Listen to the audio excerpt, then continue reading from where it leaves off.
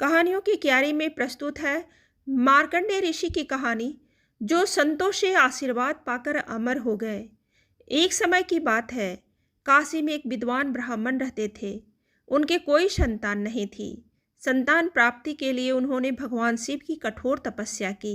एक दिन भगवान शिव उनकी तपस्या से प्रसन्न हो गए और उन्होंने सामने प्रकट होकर बोले, ब्राह्मण देव, वरदान मांगिए। ब्राह्मण बोले, हे प्रभु, आप तो जानते ही हैं मेरे कोई संतान नहीं है, इसलिए मैं आपसे पुत्र प्राप्ति का वरदान चाहता हूँ।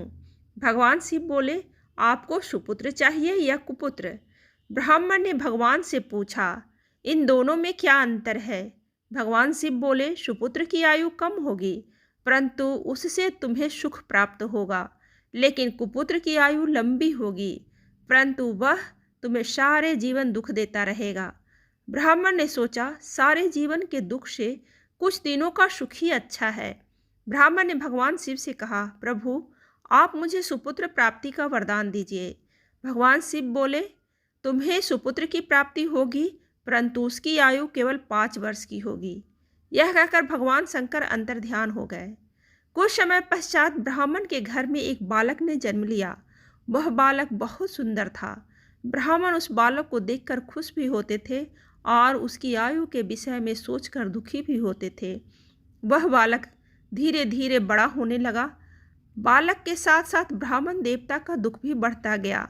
जब वह बालक 4 वर्ष का हो गया, तब ब्राह्मण ने सोचा, बालक की आयु की वृद्धि के विषय में किसी संत से पूछना चाहिए। ब्राह्मण उस बालक को एक संत के पास लेकर गए। संत बोले, यदि इस बालक को किसी सिद्ध महात्मा का आशीर्वाद मिल जाए तो इसकी आयु बढ़ सकती है। ब्राह्मण ने पूछा, महाराज, ऐसे सिद्ध महात्मा मुझे कहाँ मिलेंगे? संत बोले, ऐसे ढूंढोगे तो तुम्हें सिद्ध महात्मा कहीं भी नहीं मिलेंगे, इसलिए तुम सभी को संतों और सिद्धों के रूप में मानना शुरू कर दो और इस बालक को सभी का आशीर्वाद दिलवाओ। संत का कहना मानकर वह ब्राह्मण देवता अपने बालक को गंगा घाट पर ले गए और वहीं एक कुटिया बनाकर बालक के साथ निवास करने लगे। गंगा घाट पर अनेकों महात्मा प्रतिदिन गंगा स्नान के लिए आते थे।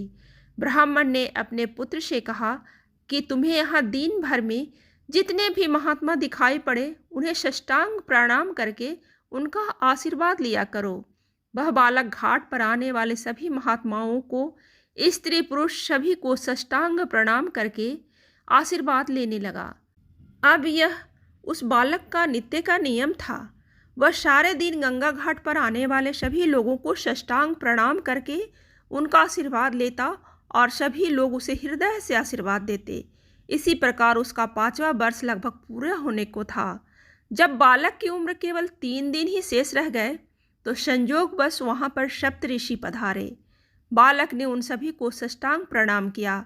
सभी 7 ऋषियों ने बालक को चिरंजीवी भव अर्थात चिरंजीवी होने का आशीर्वाद दिया। यह दृश्य देखकर उस बालक के पिता के आंखों में आंसू आ गए। वह उन ऋषियों से बोले, महाराज, आप सभी ने इस बालक को चिरंजीवी होने का आशीर्वाद दिया है, परंतु इस बालक की आयु केवल 3 दिन और शेष है। सप्त ऋषियों ने पूछा, ब्राह्मण देवता, आपको कैसे मालूम कि इस बालक की आयु केवल 3 ही दिन शेष है?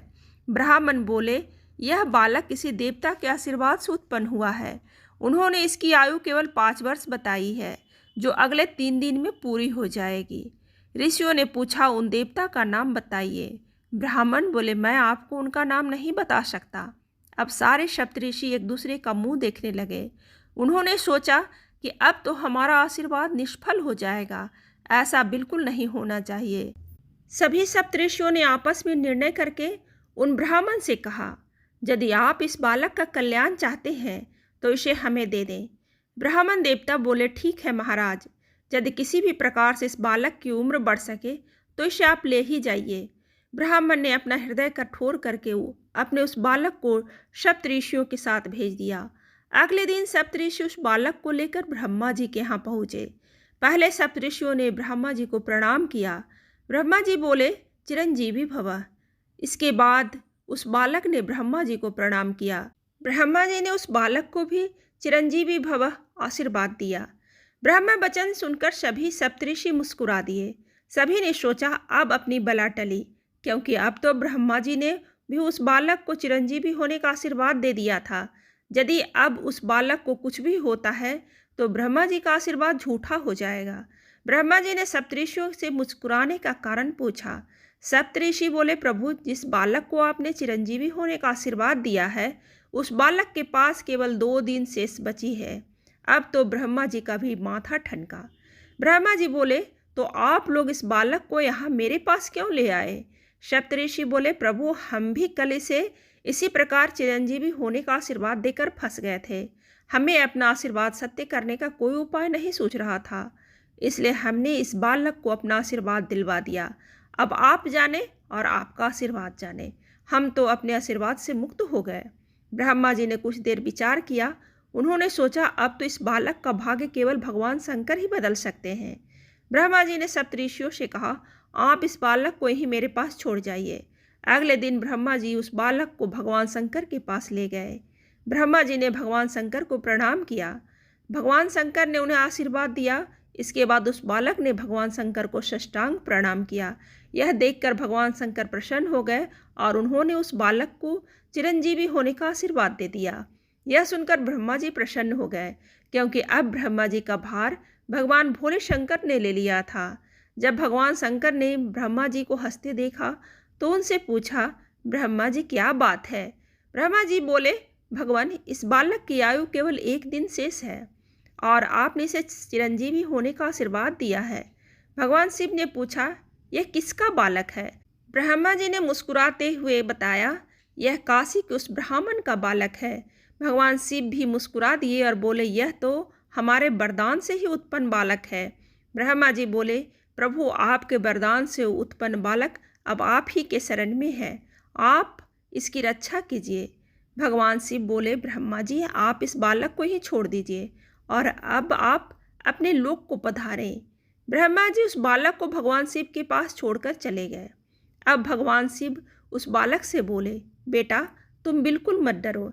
यहाँ पर जो यह शिवलिंग है, तुम उसके समीप बैठकर ओम नमः शिवाय मंत्र का जाप करो और शिवलिंग पर बेल पत्र चढ़ाते रहो। बालक वैसा ही करता रहा। ओम नमः शिवाय मंत्र का जाप करते करते वह बालक ध्यान मग्न हो गया। जैसे उस बालक की आयु पूरी होने का समय हुआ, यमराज उस बालक के पास प्रकट हो गए और उन्होंने उस बालक को अपने पास में जकड़ लिया। उससे उस बालक का ध्यान भंग हो गया और वह घबराकर उस शिवलिंग से लिपट गया और जोर जोर से ओम नमः शिवाय मंत्र का जाप करने लगा। यह सब देखकर भगवान शिव उस शिवलिंग से प्रकट हो गए और त्रिशूल लेकर यमराज पर झपटे। यमराज घबरा कर हाथ जोड़े खड़े हो गए और बोले, प्रभु, यह आप क्या कर रहे हैं? मैं तो आप ही की आज्ञा का पालन कर रहा हूँ। आप ही ने इस बालक की आयु 5 वर्ष की निर्धारित की थी और अब 5 वर्ष पूर्ण होने के बाद मैं इसके प्राण लेने आया हूँ। भगवान शिव बोले, इस बालक को 5 वर्ष की आयु आपने दी थी या मैंने? यमराज बोले, प्रभु, आपने ही दी थी।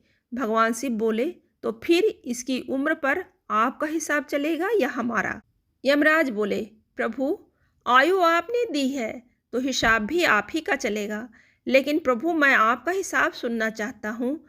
तो सुनिए यमराज, 4,32,000 वर्ष कलयुग की अवधि होती है, 8,64,000 वर्ष द्वापर युग की अवधि होती है, 12,96,000 वर्ष त्रेता युग की अवधि होती है, 17,28,000 वर्ष सतयुग की अवधि होती है। इन सभी 4 युगों को जोड़कर एक चतुर्युग होता है। ऐसे 71 चतुर्युगों का एक मनवंतर होता है और ऐसे 14 मनवंतरों का एक कल्प होता है। ब्रह्मा जी का एक दिन ऐसे 2 कल्पों के बराबर होता है। ब्रह्मा जी की आयु 100 वर्ष की होती है और 10 ब्रह्मा की आयु के बराबर मेरा एक दिन होता है। अब ऐसे दिनों वाले 12 महीनों का एक वर्ष और ऐसे 5 वर्ष की आयु मैं इस बालक को प्रदान करता हूँ।